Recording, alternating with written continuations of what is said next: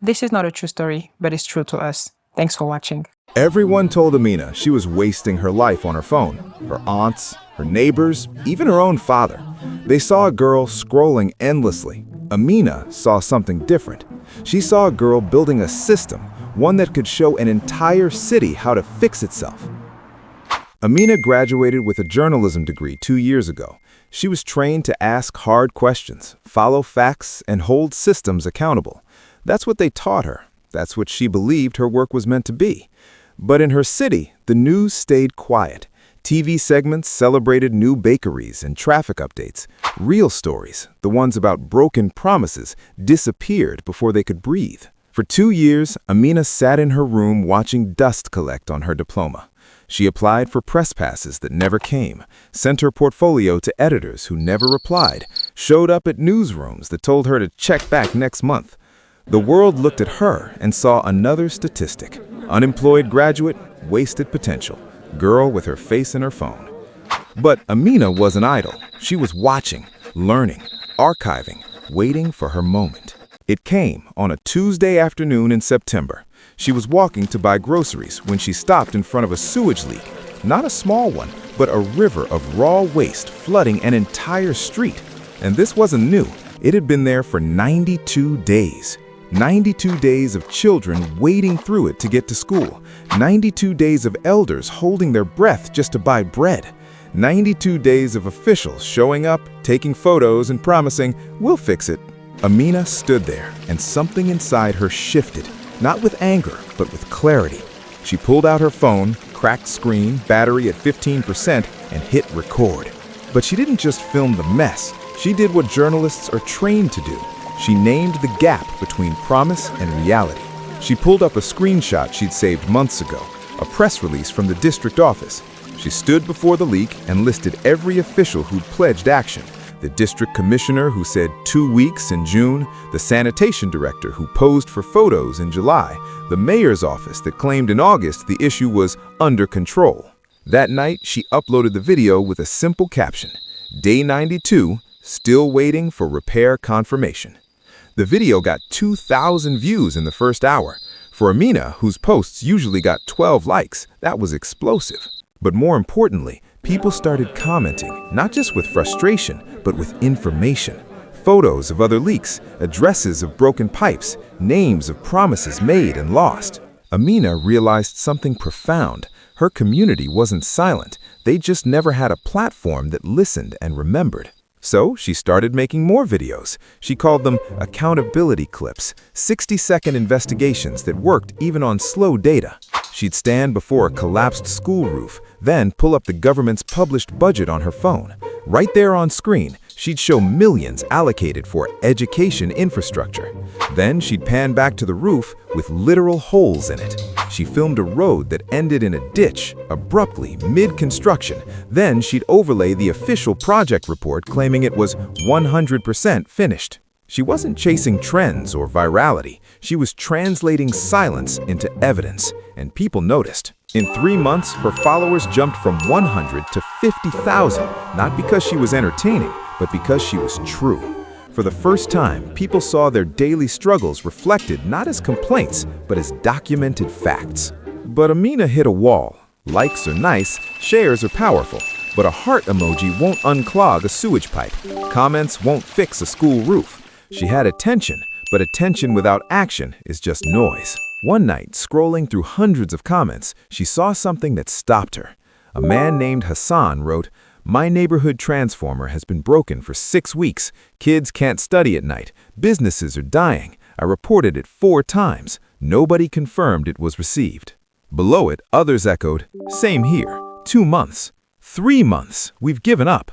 Amina stared at her phone and realized the problem wasn't just documentation, it was memory. Officials could lose a report, they could claim they never received it, but what if the entire city could watch the clock? She messaged Hassan. Turns out he wasn't just a frustrated resident, he was a developer who'd been out of work for 8 months because he refused to build gambling apps for local firms. They met at a cafe that weekend. Hassan brought his laptop, Amina brought notebooks filled with unreported issues. "What if," he said, "we built a platform where anyone could report a problem and everyone could see how long it's been open. A public timer, Amina added, one the whole city could watch. They called it the 55th Eye. In their city, there were 54 official administrative wards. They operated in silos, ignoring the problems that crossed their borders. So the citizens would become the 55th ward, the one that finally linked problem to solution. They built it in 3 weeks. No funding, no investors, just a simple, low-data web platform that worked on the slowest networks. Here's how it worked. Anyone could upload a photo of a public issue, a dry water tap, a missing teacher, a broken streetlight. The app would tag the location and start a public countdown timer. This transformer has been broken for 87 days, 4 hours, and 22 minutes. Every problem got a digital address. Every delay became visible. No more, "We never received the report." And crucially, the timer couldn't be stopped by an official. It only stopped when 3 independent residents uploaded photos verifying the fix. The first real test came 2 weeks later. A transformer in the North District had been dead since April. Now, October. Homes were dark. Businesses shuttered. Someone uploaded it to the 55th Eye, and within 24 hours, 5,000 people were tracking it. The homepage timer read 147 days, 18 hours, 12 minutes. Then, something unexpected happened.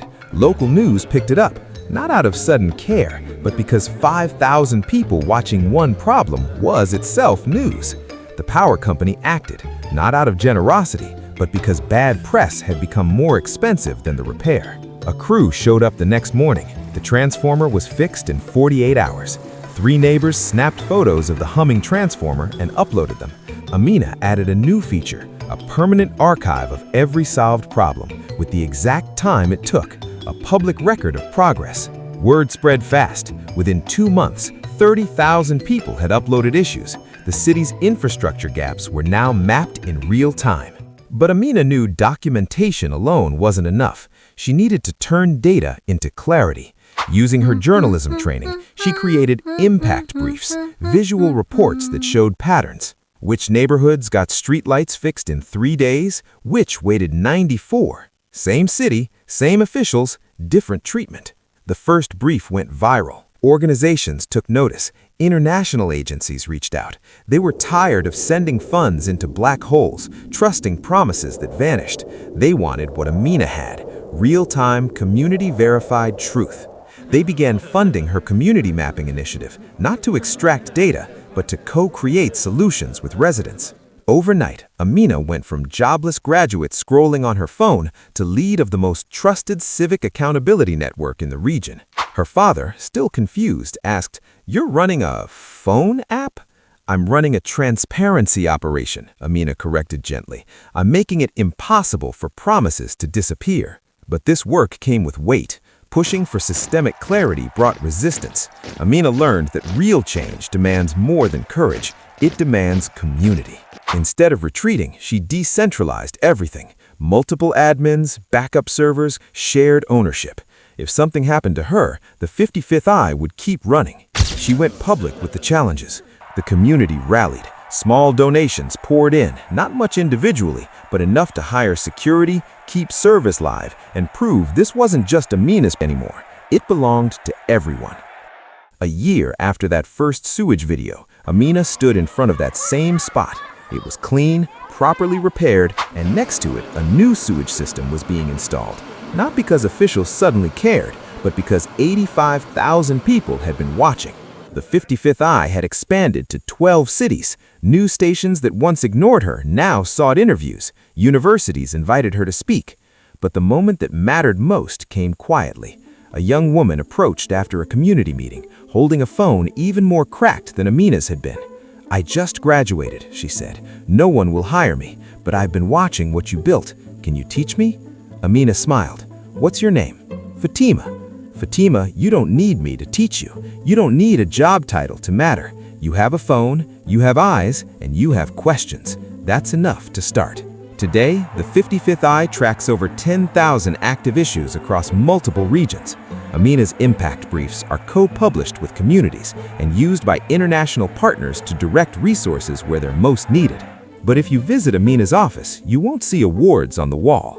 you'll see a printout of that first sewage video, 2,000 views that changed everything. Below it, a simple note. Day 1, we started closing the loop.